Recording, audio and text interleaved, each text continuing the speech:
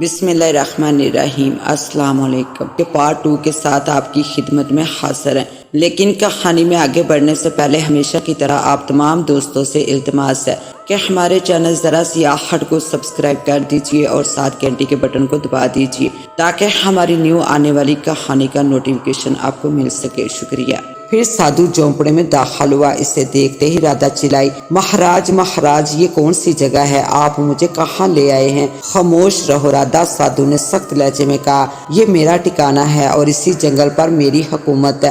یہاں تمہیں 40 راتیں گزارنی ہیں۔ 40 راتیں تم ہنومان جی کی پرارتھنا کرو گی اور میں چھلا کاٹوں گا۔ چھلا پورا ہونے پر مجھے وہ شکتی حاصل ہو جائے گی جس سے میں اپنے بڑھاپے سے نجات پا کر ہمیشہ جوان رہوں گا اور تم سے شادی کر لوں گا۔ اس کا منصوبہ سن کر رادھا کانپ گئی۔ اس سے سادھو پر بے تحاشا غصہ آیا۔ سادھو کہہ رہا تھا، تم خوش قسمت ہو کہ ایک ایسے آدمی کی بیوی بنو گی جو ہمیشہ زندہ اور جوان رہے گا اور میرے ساتھ ساتھ تم بھی جوان رہو گی۔ نہیں مہاراج، مجھے یہ سب کچھ قبول نہیں ہے۔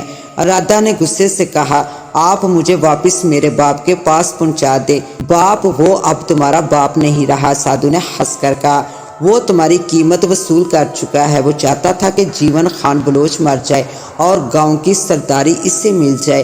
میں نے اس کی خواہش پوری کر دی ہے۔ جیون خان مر چکا ہے اور تمہارا باپ اس وقت اس کی حویلی میں افسوس کرنے گیا ہوا ہے، لہٰذا اب تم صرف میری غلام ہو۔ میری اجازت کے بغیر تم اس جنگل سے باہر نہیں جا سکو گی۔ اس کی بات سن کر رادھا رونے لگی۔ سادھو نے دوبارہ کہا، رادھا تمہیں خوش ہونا چاہیے کہ میں نے خواہش کے باوجود تمہیں بے آبرو نہیں کیا اور تمہاری عزت محفوظ ہے۔ البتہ 40 دن کے بعد میں باقاعدہ اور جائز طریقے سے تمہارا پتی بن جاؤں گا۔ ہرگز نہیں، میں تم سے شادی نہیں کروں گی۔ تم جیسے لالچی اور دھوکے باز کے پاس میں ایک پل بھی رہنا گوارا نہیں کرتی۔ رادھا غصے سے بولی، زبان مت چلاؤ لڑکی، تم نے میرا غصہ نہیں دیکھا؟ ایسا نہ ہو کہ میں پھونک مار کر تمہیں بسم کر ڈالوں۔ وہ غضبناک ہو کر بولا، مجھے مر جانا منظور ہے لیکن میں تمہارا شیطانی مقصد پورا نہیں ہونے دوں گی۔ میرا چھلا پورا ہونے سے پہلے نہ تم مر سکتی ہو اور نہ یہاں سے بھاگ سکتی ہو۔ وہ رادھا کو گھورتا ہوا بولا، اس جنگل میں بے شمار بدروہیں جانوروں کی شکلوں میں موجود ہیں، وہ تمہیں یہاں سے نہیں جانے دیں گی۔ پھر اس نے بلند آواز سے پکارا، لاما یہاں آؤ۔ جواب میں فوراً ہی باہر کھڑا انسانی ڈھانچہ جھونپڑے میں داخل ہوا اور رادھا ایک دم خوف سے چپ ہو گئی۔ کیا حکم ہے مہاراج؟ اس ڈھانچے کے منہ سے آواز خارج ہوئی۔ یقیناً اسی کا نام لاما تھا۔ رادھا کے کھانے پینے کا انتظام کرو، یہ اب تمہاری نگرانی میں ہے۔ میری اجازت کے بغیر اسے باہر مت نکلنے دینا، البتہ اس کو جو حاجت ضرورت ہو وہ پوری کرتے رہنا۔ سادھو نے ڈھانچے کو حکم دیا۔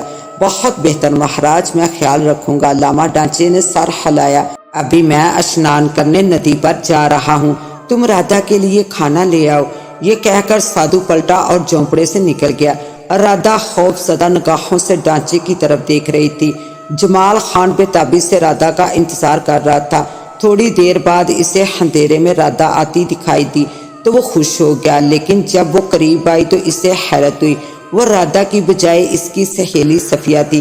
یہ لو، رادھا نے خط بھیجا ہے۔ صفیہ نے رادھا کا خط اس کی طرف بڑھایا۔ او خیریت، وہ خود کیوں نہیں آئی؟ جمال نے خط لیتے ہوئے حیرت سے پوچھا۔ پتہ نہیں، خط میں لکھا ہوگا، گھر جا کر پڑھ لینا، صفیہ نے آہستہ سے کہا اور پلٹ کر چلتی۔ جمال خان چند لمحوں تک سوچتا رہا، پھر وہ بھی اپنے گھر کو چل دیا جو وہاں سے تھوڑے فاصلے پر تھا۔ گھر میں اس کی بوڑھی ماں کے سوا کوئی نہ تھا۔ اس کا باپ نمبردار کی حویلی کسی کام سے گیا ہوا تھا۔ جمال خان نے چراغ کی روشنی میں خط پڑھا۔ رادھا نے لکھا تھا، پیارے جمال، میں آج تم سے نہیں مل سکوں گی۔ میں اپنے پتا جی کے ساتھ باغ میں جا رہی ہوں۔ وہاں ایک سادھو مہاراج نے ڈیرا لگا رکھا ہے اور مجھے وہاں رات بھر ہنومان کی پرارتھنا کرنی ہے۔ صبح واپس آؤں گی، تم کل شام میرا انتظار کرنا، فقط تمہاری رادھا۔ اس خط کو پڑھ کر جمال کو حیرت ہوئی کہ رادھا مندر کی بجائے باغ میں کیوں پرارتھنا کرنے گئی ہے۔ معلوم کرنا چاہیے کیا چکر ہے۔ یہ سوچ کر وہ گھر سے نکلا اور باغ کی طرف چل پڑا۔ ابھی آدھا راستہ طے کیا تھا کہ سامنے سے گھڑ سوار آتا دکھائی دیا۔ وہ جلدی سے قریبی کھیت کے قد آدم فصل میں چھپ گیا۔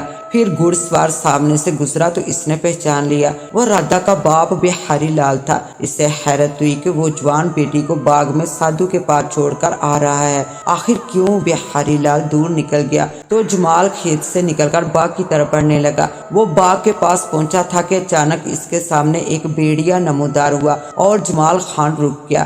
اس بھیڑیے کی آنکھوں سے شعاعیں خارج ہو رہی تھی۔ بھیڑیا انسانی آواز میں بولا، جمال خان خبردار، جب تک مہاراج ہری رام باغ میں موجود ہیں تم اندر نہیں جا سکتے، ورنہ میں تمہارا خون پی جاؤں گا۔ اوہو، جمال خان خوفزدہ ہو کر بولا، میں مہاراج کا غلام ہوں، اب تم بھاگ جاؤ یہاں سے۔ بھیڑیے نے غضبناک آواز میں کہا، اچھا جاتا ہوں، کیا راتا ہری رام کے پاس ہے؟ جمال خان نے پوچھا، کیا وہ رات بھر باغ میں رہے گی؟ نہیں، مہاراج کے ساتھ چلی جائے گی اور وہی رہے گی ہمیشہ کے لیے۔ کیا؟ جمال خان کو حیرت کا جھٹکا لگا، کہاں جائے گی وہ؟ کالے جنگل میں۔ بھیڑیے نے کہا، اب تم دفع ہوتے ہو یا میں تمہیں چیر پھاڑ دوں۔ اس کی دھمکی سن کر جمال خان پلٹا اور واپس چل دیا۔ وہ رادا کے لیے انتہائی فکر مند تھا۔ اس کی سمجھ میں نہیں آ رہا تھا کہ وہ رادا کو سادھو ہری رام کے چنگل سے کیسے بچائے۔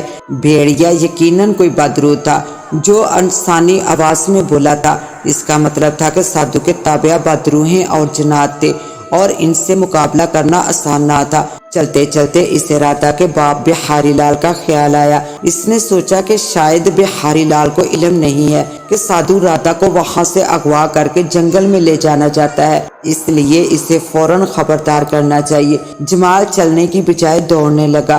وہ چند منٹ میں ہی بہاری لال کی حویلی جا پہنچا۔ دستک دینے پر ایک نوکر باہر آیا، جلدی سے پنڈت جی کو بلاؤ، رادا کی زندگی خطرے میں ہے۔ یہ سن کر نوکر فوراً اندر گیا اور چند لمحوں بعد بہاری لال باہر آ گیا۔ اس نے جمال کو پہچان لیا۔ اس کہانی کا بقیہ حصہ دیکھنے کے لیے پارٹ 2 کا وزٹ کریں۔ اس کے ساتھ ہی اب مجھے دیں اجازت، ملتے ہیں انشاءاللہ پارٹ 2 کے ساتھ، تب تک کے لیے اللہ نگہبان۔